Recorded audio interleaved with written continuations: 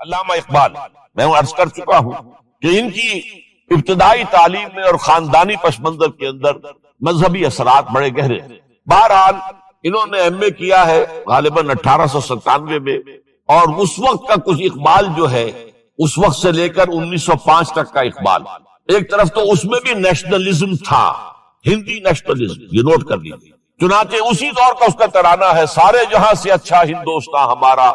آج بھی جو ہندوستان کا ریڈیو ہے اور ہندوستان میں حکومت کے زیر اہتمام اس ترانے کی جو ہے وہ بڑی سرپرستی ہوتی ہے، بہت اس کو جو ہے نشر کیا جاتا ہے، سارے جہاں سے اچھا ہندوستان ہمارا، ہم بلبلے ہیں اس کی، وہ گلستاں ہمارا۔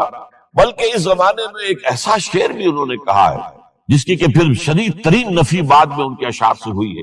انہوں نے ایک نیا شوالہ کے نام سے جو نظم لکھی کہ سچ کہہ دوں اے برہمن گر تو برا نہ مانے، تیرے صنم قدوں کے بت ہو گئے پرانے۔ اسی میں ایک شعر ہے کہ پتھر کی مورتوں میں سمجھا ہے تو خدا ہے، خاک وطن کا مجھ کو ہر ذرہ دیوتا ہے، خاک وطن کا مجھ کو ہر ذرہ دیوتا ہے۔ اس درجے گہرا انڈین نیشنلزم اقبال کے اندر بھی موجود تھا۔ لیکن جب اقبال انگلستان گئے ہیں، یہ 28 برس کی عمر میں انگلستان گئے سن 1905 میں، اور 3 سال وہاں رہے انگلستان اور جرمنی، اور بیرسٹری بھی کی، اور چونکہ فلسفی تھے پی ایچ ڈی بھی کر کے آئے۔ اس عرصے میں معلوم ہوتا ہے کہ اقبال کی قلب ماہیت ہو گئی۔ یہ میرا ایک تجربہ ہے، بڑا پرانا ہے، میرا مشاہدہ تھا۔ 1970 میں پہلی مرتبہ میں انگلستان گیا تھا، میرے چھوٹے بھائی وہاں زیر تعلیم تھے، انہوں نے بلایا تھا۔ وہاں میں نے دیکھا کہ یونیورسٹیوں میں پڑھنے والے ایک P H D, 2 P H D کرتے ہوئے لوگ بیٹھتے ہیں، جمعے کے روز قرآن پڑھتے ہیں، درس قرآن ہوتا ہے، اور وہ ایک دوسرے سے قرآن پڑھ کے سنتے بھی ہیں تاکہ جو تجوید کی غلطیاں ہوں ان کی تصحیح ہو سکے۔ اور میں نے سوچا کہ پاکستان میں اس سطح کے لوگ جو ہیں کبھی اس قسم کی مصروفیت میں مبتلا مجھے تو نظر نہیں آئے۔ تو اس کا مجھے ایک اصل میں تجزیہ میرا یہ تھا کہ جن لوگوں کی بنیادی تربیت میں اور خاندانی اثرات میں مذہب کا ایلیمنٹ موجود ہوتا ہے، چاہے وہ ہندوستان میں رہتے ہوئے وہ زیادہ ظاہر نہ ہو، نمایاں نہ ہو، اس کے آثار سامنے نہ آئے، لیکن جب وہ ایک مخالف ماحول میں پہنچتے ہیں، اس مخالف ماحول میں ان کے اندر کا وہ چنگاری ان کی جو ہے وہ شعلہ بن کر بھڑکتی ہے۔ چنانچہ یہ معاملہ میں نے پھر بعد میں امریکہ میں بھی دیکھا، ہر جگہ دیکھا ہے کہ وہاں 2 نتیجے ہوتے ہیں، یا تو یہ کہ ایک آدمی ڈاؤن دی ڈرین گیا تو وہاں کی تہذیب میں رگا گیا شراب اور یہ اور وہ اور رقص اور سب یہ ساری چیزیں آ گئی، اور یا پھر جو بچ گیا جس کے اندر دین کا کوئی حمیت کا شائبہ تھا وہ پھر بھڑکتا ہے، پھر وہ ایکٹیوسٹ ہوتے ہیں، وہ کام کرتے ہیں۔ لہذا یہ معاملہ جو ہے علامہ اقبال کے ساتھ پیش آیا، اور خود انہوں نے کہا بھی ہے مسلمان کو مسلمان کر دیا طوفان مغرب نے۔ وہاں سے جب یہ واپس آئے ہیں تو اب نوٹ کیجئے 1908 سے 1930 تک یہ جو 22 برس ہیں، علامہ اقبال نے کیا کیا نوٹ کیجئے، وہ آپ جانتے بھی ہیں، میں صرف گنوا رہا ہوں۔ اسلام کے نظام فکر اور فلسفہ اور حکمت کو بیان کیا، اپنی شاعری کے ذریعے سے بھی، اپنی نثر کے ذریعے سے۔ قرآن کی ایک نہایت جدید اور بہت عمدہ تفسیر، اگرچہ تفسیر کے نام سے آپ کو کہیں تفسیر اقبال نہیں ملے گی، لیکن کلام اقبال خود تفسیر ہے۔ وہ دعویٰ کرتا ہے کہ میرے پیغام میں سوائے قرآن کے کچھ نہیں ہے۔ گر دلم آئی نئے بے جوہرست، ورب حرفم غیر قرآن مزمرست، پردہ نامو سے فکرم چاک کن، ای خیابہ راز خارم پاک کن۔ یہ مناجات بحضور سرور کائنات صلی اللہ علیہ وسلم، وہ کہتے ہیں کہ اے اللہ کے نبی، اے اللہ کے رسول، اگر میرے پیغام میں کہیں قرآن کے سوا کوئی شے شامل ہو گئی ہے میری شاعری میں تو آپ میرے فکر کا پردہ چاک کر، روز محشر خار و رسوا کن مرا، اور قیامت کے دن مجھے ذلیل اور خار کیجیے گا، اور بے نصیب از بوسہ پاک کن مرا، اور مجھے اپنی قدم بوسی سے محروم کر دیا۔ یہ بات کہہ رہا ہے، اس کا دعویٰ ہے، اس نے جو کچھ کہا قرآن سے کہا۔ اس کی شاعری جو ہے میرے نزدیک، اور میں نے تو اپنی جو سورسز گنوائی ہیں کہ میں نے جو قرآن مجید کا فکر یا سوچ جو بھی آپ اسے کہیں، جو تھوڑا بہت مجھے میسر ہوا ہے، ان میں نے 8 اشخاص کو نمایاں طور پر بیان کیا ہے۔ 4 یہ ہیں 2 کے جوڑے، 2 ابوین ہیں، ابو الکلام ابو العلا مودودی، ابو الکلام آزاد۔ 2 ڈاکٹرین ہیں، ڈاکٹر اقبال، ڈاکٹر رفیع الدین۔ 2 شیخین ہیں، شیخ الہند مولانا محمود حسن جن کا ترجمہ ہے قرآن مجید کا، اور اس پر حواشی ہے شیخ الاسلام شبیر احمد عثمانی۔ 2 ہی عین مولانا فراہی اور مولانا اصلاحی جنہوں نے قرآن مجید کے مضامین کے اندر جو اندرونی نظم ہے اسے واضح کیا. علامہ اقبال میری ایک بہت بڑی سوچ، بلکہ سب سے زیادہ گہرا اثر مجھ پر جو ہے بچپن سے جو ہوا ہے وہ تو علامہ اقبال کا ہے. 5ویں جماعت کا طالب علم تھا جب ان کا یہ شعر میرے ذہن میں کہیں چپٹ کر رہ گیا ہے، جواب شکوہ کا. وہ زمانے میں معزز تھے مسلمان ہو کر اور تم خار ہوئے تاریخ قرآن ہو کر. پھر علامہ اقبال نے مغربی فکر پر شدید تنقید کی، بہت بڑا ناقد، اور خاص طور پر مغربی تہذیب جو ہے اس کی نفی. یہ سارا کام کیا اور اس سب سے بڑھ کر وہ تجدید ملت اسلامی کا علمبردار مرکز سامنے آیا. اس نے خوشخبری دی کہ دنیا میں اسلام کے غلبے کا دور آنے والا ہے. ملت اسلامیہ جو اس وقت دبی ہوئی ہے، پسی ہوئی ہے، پوری دنیا میں پامال ہے. آپ کو معلوم ہے کہ پہلی جنگ عظیم کے بعد کیا صورت ہو گئی تھی؟ سلطنت عثمانیہ کے جب دھجیاں بکھیر دی گئی اور کولونیل امپیریلزم جو ہے پورے عالم اسلام پر حکمران تھا، پورا عالم اسلام جو ہے محکوم، اگرچہ یہ دبے ہوئے ہیں، پسے ہوئے ہیں، گرے ہوئے، لیکن ان کا دوبارہ غلبہ ہوگا، یہ ابھریں گے، ملت اسلامیہ کی تجدید ہوگی، اسلام کی نشت ثانیہ ہوگی. اسلام کے روشن مستقبل کے مبشر بن کر علامہ اقبال سامنے آئے. اور ایک اور جو بہت بڑا کام کیا وہ وہی وطنی قومیت کی شدید نفی، بلکہ شدید کا لفظ بھی کافی نہیں ہے، شدید ترین نفی کی. اس لیے کہ اس وقت وطنی قومیت جو ہے اس وقت مسلمانوں کو اپنے اندر انگلف کرنے کے لیے پوری قوت کے ساتھ زور لگا رہی. میں نے علامہ اقبال کے حوالے سے جو باتیں کی ہیں کہ احیاء فکر اسلامی اور تجدید ملت اسلامی، اس کے ساتھ ساتھ ہندوؤں میں کیا ہو رہا تھا اس دور میں، ان کے ہاں بھی ان کی مذہبی تجدید کا عمل بڑی شدت کے ساتھ شروع ہوا. اس میں بھی چند ناموں کا میں تذکرہ کرنا چاہوں گا. بنکم چٹرجی، اس نے بندے ماترم کا یہ جو ترانہ ہے آج بھی بھارت کے اندر مجبور کیا جا رہا ہے مسلمانوں کو بھی کہ وہ بھی اسکولوں کے اندر یہ ترانہ پڑھیں، اور ابھی مسلمان رجسٹ کر رہے ہیں. اس میں وہ زمین کی بندگی، بھارت ماتا ہم تیرے بندے، اور یہ جو ہے ہندو رینائسنس کا ایک بہت بڑا جو ہے یوں سمجھیے کہ علمبردار. پھر دوسری شخصیت سامنے آئی، راجا رام موہن. یہ شخص بہت بڑا فاضل، بڑا عالم، 10 کے قریب زبانیں جو ہے ان کا ماہر، جس میں یورپینز بھی اور ایسٹ. پھر یہ کہ یہ مسلمانوں کا ہمدرد بن کر آیا. انگریز نے جب یہاں پر ان کے پادریوں نے تسلیس کی تلقین شروع کی ہے تو آئینہ توحید کے نام سے اس نے کتابچہ لکھا اس کی نفی کے لیے. اس حوالے سے یہ کچھ ایسی شخصیت بننے کی کوشش کر رہا تھا کہ مسلمان بھی اس کو قبول کر. اور اس کے بعد پھر اس نے برہمن سماج کے نام سے ایک ادارہ قائم کیا. یہ وہی تھا کہ جو اس سے پہلے اکبر نے جو فلسفہ دیا تھا دین الہی، بھئی اللہ کا معاملہ کرو، صرف اللہ کو سب مانتے ہیں، صرف نام ہے مختلف ہے، کسی نے کوئی نام رکھ دیا، کوئی مہادیو کہتا ہے، کوئی کچھ کہتا ہے، کوئی گاڈ کہتا ہے، سب خدا کو تو سب مانتے ہیں. یہ جو رسالت کا معاملہ ہے اور شریعت کا معاملہ ہے، یہ فساد کی جڑ ہے. رسالت کی بنیاد پر شریعتیں مختلف، عبادتیں مختلف، ذرا اس کو پیچھے ڈالو. تو دین اکبری یا دین الہی اس کا نام تھا. اس کے اندر بھی در حقیقت کوشش یہ تھی کہ تمام مذاہب کو ایک ہاون دستے میں ڈال کے اور اس کو کوٹ کے اور چھان پیس کے ایک صفوف بنا کر ایک کامن مذہب ہندوستان کا وجود میں لایا جائے. بہرحال اس وقت اللہ تعالیٰ نے کھڑا کیا ہے حضرت مجدد الفسانی رحمۃ اللہ علیہ کو کہ جنہوں نے اس فتنے کی سرکوبی کی. اس نے بھی مجلس ازدی کے نام سے ایسا ہی ادارہ شروع کیا، اور یہ گویا کہ ٹھنڈی چھری کے مانند، اس لیے کہ اسلام کا دار و مدار تو رسالت پر ہے. بقول اقبال بمصطفیٰ برسا خیش را کے دی ہماؤس، اگر بہون رسیدی تمام بول حدیث. اسلام کا تو سارا معاملہ، دین جو ہے اس کا سارا جو مدار، دار و مدار ہے وہ رسالت پر ہے، نبوت پر ہے. اسی پر شریعت کا سارا دار و مدار ہے. رسالت سے کاٹ دیجئے، حدیث سے کاٹ دیجئے، سنت سے کاٹ دیجئے، تو پھر قرآن کو پھر موم کی ناک بنا کر جو چاہیں آپ تعبیر کر لیں، جو چاہیں تشریح کر لیں، جدھر چاہیں اسے موم کی ناک کی طرح بوڑ کر لے جائیں. بہرحال اس معاملے میں بھی پھر ایک تیسری تحریک جو شروع ہوئی وہ بہت ملیٹنٹ تھی، آریہ سماج، دیانند سرسوتی جی. یہ ملیٹنٹ تھی اور بڑی اس کی جو ہے پذیرائی ہوئی ہندو معاشرے میں. انہوں نے کھل کر یہ کہا کہ ہندوستان صرف ہندوؤں کا ملک ہے، یہاں مسلمانوں کے لیے کوئی جگہ نہیں، لہذا یا ہندو ہو جائیں مسلمان اور یا پھر یہاں سے ہجرت کر جائیں. کھل کر آریہ سماج، اسی کے تحت پھر مہاسبھا بنی، اسی کے تحت آر ایس ایس، انتہائی ملیٹنٹ آرگنائزیشن جو ہے ہندوؤں کی، یہ سب جو ہے دیانند سرسوتی کا. یہ اسی طریقے سے پھر شدی کی تحریک شروع ہو چکی تھی، ریکلیم کرو مسلمانوں کو. یہ ہم ہی میں سے تھے، ان کے آباء و اجداد کہیں جو ہے مسلمان ہو گئے، انہیں واپس لو. چنانچہ راجستھان کے علاقے میں جہاں بڑی جہالت تھی، مسلمانوں میں علم نہیں تھا، بس کہیں بزرگوں کے کسی زیر اثر فیض سے، کسی صوفی کے، وہ اسلام تو لے آئے لیکن تربیت کا کوئی انتظام ہوا ہی نہیں، مسلمان حکومتوں نے کیا ہی نہیں، کچھ بھی نہیں کیا۔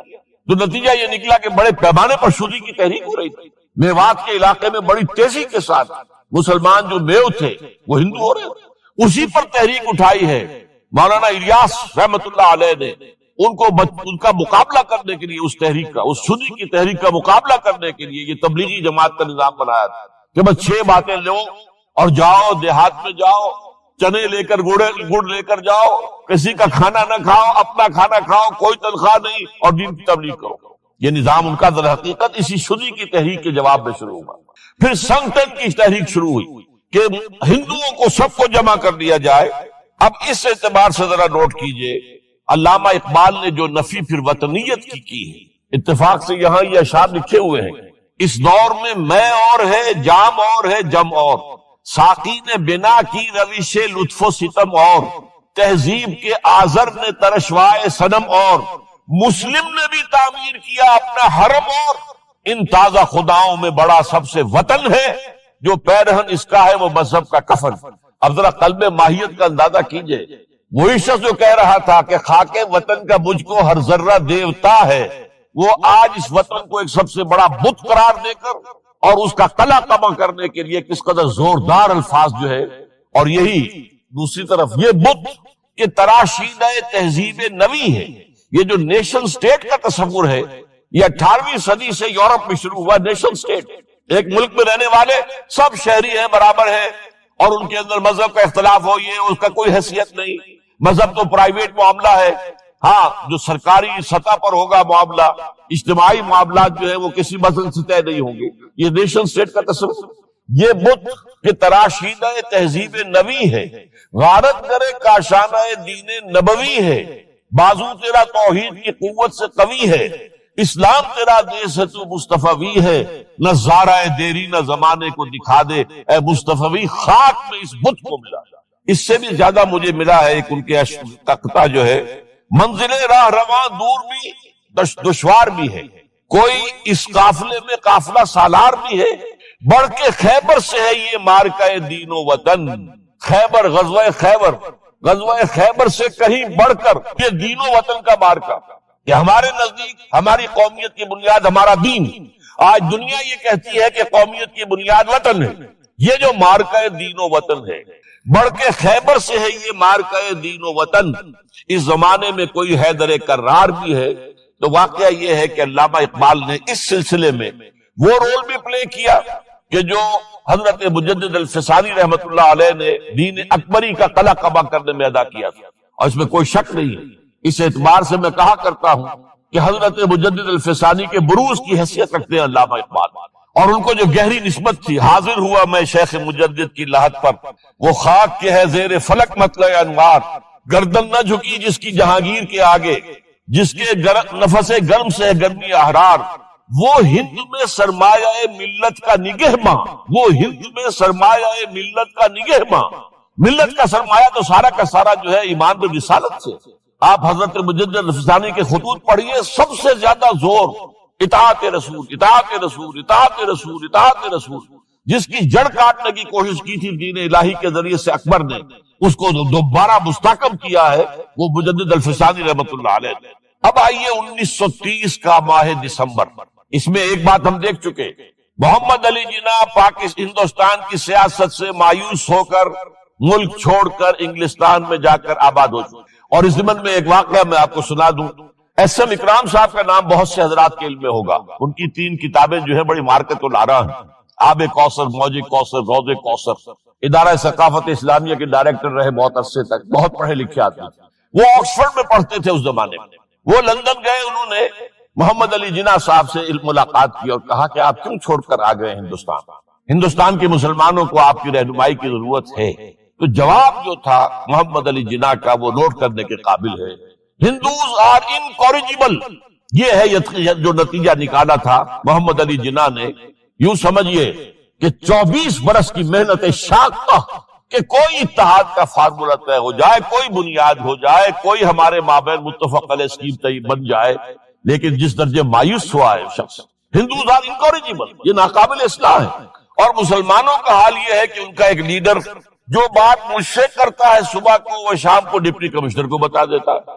تو اب میں ایسی قوم کی رہنمائی کیسے؟ تو یہ میں نے آپ کو یہ واقعہ بھی سنا دیا کہ وہ مایوسی کا عالم کیا تھا. لیکن اب جو ہے 1930 میں جبکہ مسلم انڈیا کا ایک سورج تو غروب ہو گیا تھا، مغرب میں جا کر بیٹھ گیا، مغرب میں سورج غروب ہوتا ہے، ایم اے جناح تو وہاں بیٹھ گئے. ایک سورج اب طلوع ہوا ہے مسلم لیگ کے پلیٹ فارم پر، یہ ہے علامہ اقبال. 1930 کا جو ان کا خطبہ ہے الہ آباد کا وہ بہت اہم ہے، بہت اہم ہے، بہت اہم ہے. ایک تو یہ کہ انہوں نے اپنی شاعری کے ذریعے سے وطنیت کی جو نفی کی تھی اور مسلم قومیت کا جو اثبات کیا تھا اسے ایک فلسفیانہ انداز میں سوشیولوجی عمرانیات کے مسلمہ اصولوں کی روشنی میں جس طریقے سے مدلل بیان کیا ہے، اس اعتبار سے وہ ایک بہت قیمتی دستاویز ہے. لیکن اس کے ساتھ ہی انہوں نے ایک تجویز پیش کی، وہ اور یوں بھی کہیے کہ ایک پیشن گوئی کی. وہ پیشن گوئی یہ تھی کہ ہندوستان کے شمال مغرب میں ایک مسلمان ریاست قائم ہوگی، اور پھر یہ بھی کہا میں مطالبہ کرتا ہوں کہ وہ قائم ہو. البتہ اس میں بعض لوگ جو ہے اس پر یہ تنقید کرتے ہیں کہ علامہ اقبال نے تو یہ کہا تھا I would like to see the Punjab, the Northwest Frontier Province, Sindh and Balochistan amalgamated into a single state, self-government within the British Empire or without the British Empire.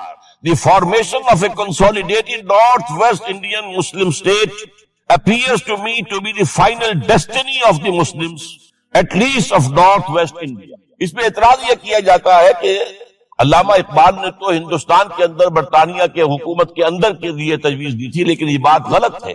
اصل میں نوٹ یہ کیجئے کہ 1930 تک تو اس کا کوئی امکان ہی نظر نہیں آتا تھا کہ انگریز ہندوستان چھوڑ کے چلا جائے گا. تو اس وقت کے لیے ان کی تجویز یہ تھی کہ ہندوستان میں ایک صوبہ بنا دیا جائے، یہ آج کا پاکستان، یا یوں سمجھیے کہ جو کچھ عرصے پہلے 1 یونٹ بنا تھا. برٹش انڈیا میں بھی یہ 1 یونٹ کی حیثیت سے ایک سٹیٹ بن جائے تاکہ اس علاقے میں مسلمانوں کے اندر جو کچھ قومیتی کچھ تھوڑا تھوڑا فرق ہے، کلچر کا فرق ہے، کچھ ان طرح کی چیزیں، زبانوں کا فرق ہے، تو یہ جو ہے مل جل کر ان کے اندر ایک قوم کا تصور جو ہے باقاعدہ پیدا ہوگا. اسی لیے وہ کہتے ہیں I demand the formation of a consolidated Muslim state in the best interest of India and Islam. اب اس میں وہ بات یہ کہتے ہیں کہ for Islam it will be an opportunity to rid itself of the stamp that Arabian imperialism was forced to give it, to mobilize its laws, its education, its culture, and to bring them into closer contact with its own original spirit and with the spirit of the modern time. وہ کہتے ہیں کہ اگر ایسا ہو گیا، ایک تو یہ کہ ڈیسٹنی ہے، ہوگا، رہے گا، شمال مغربی ہند کے اندر ایک مسلمان ریاست قائم ہو کر رہے گی. اب یہ پروفیسی بھی تھی، پیشن گوئی، اور یہ بھی کہ میں مطالبہ کرتا ہوں، ایک تجویز بھی تھی. لیکن اس کا جو اصل عنصر ہے، جو میرے نزدیک جو انقلابی حصہ ہے، جہاں تک ہندوستان کی جو تقسیم کا معاملہ ہے، یہ اور بھی بہت سے لوگوں کی طرف سے یہ باتیں آتی رہی تھی. میرے پاس یہاں پہ 14 نام لکھے ہوئے ہیں جنہوں نے ہندوستان کی تقسیم کا تذکرہ کیا. لیکن جس انداز میں، جس پلیٹ فارم پر آل انڈیا مسلم لیگ کا جو اینول سیشن ہے اور اس میں صدر کی حیثیت سے خطبہ دے رہا ایک شخص، تو یہ حیثیت جو ہے یہ بہت نمایاں، اور اس میں جس انداز میں بات کہی گئی ہے اس میں جو ایک پازیٹیو عنصر ہے. اگر ایسا ہو گیا، ایک نارتھ ویسٹ آف انڈیا میں مسلمان ریاست قائم ہو گئی، تو ہمیں ایک موقع مل جائے گا کہ عرب امپیریلزم، اب نوٹ کیجیے، عرب امپیریلزم سے مراد کیا ہے؟ عربوں کا دور ملوکیت. اس سے پہلا کیا تھا؟ خلافت راشدہ. اصل اسلام دور بنو امیہ تو اصل اسلام نہیں تھا، حکومتی سطح پر تو بالکل اسلام نہیں تھا. وہی دور ہے جس میں کہ سانحہ کربلا ہوا ہے، واقعہ ہرہ ہوا ہے، ظلم کی انتہا ہوئی ہے، سینکڑوں تابعین کو حجاج ابن یوسف نے شہید کیا ہے. اس کو حدیث کے اندر بھی کہا گیا ہے ملکن اعظم، کاٹ کھانے والی ملوکیت. اس کے بعد جو ہے دور آیا ہے بنو عباس کا، وہ محل بنے ہیں شاندار، جو ہے جو بھی بادشاہوں کے ہاں ہوتا تھا وہ سارا کا سارا معاملہ آیا ہے. تو اب دنیا اسلام کو ان کے آئینے میں دیکھتی ہے، وہ سمجھتی ہے یہ اسلام ہے، لہذا اس میں تو کوئی شے ایسی نہیں ہے جو اٹریکٹ کر سکے، جو کسی قوم کو اسلام کی طرف جو ہے وہ کھینچ سکے. تو یہ جو امپریشن ہے جو کہ اس دور ملوک کی عرب امپیریلزم کا لفظ استعمال کیا ہے، اسلام کے چہرے پر جو بدنما داغ اور دھبے آ گئے ہیں، انہیں ہٹا کر وہ جس کی اوریجنل پیورٹی ہے، اور ظاہر بات ہے کہ دور ملوکیت سے پہلے خلافت راشدہ، تو گویا کہ اس میں اگرچہ نام خلافت راشدہ کا نہیں لیا گیا ہے، لیکن یہ ہے کہ بات مراد وہی ہے، لیکن اور اس میں بھی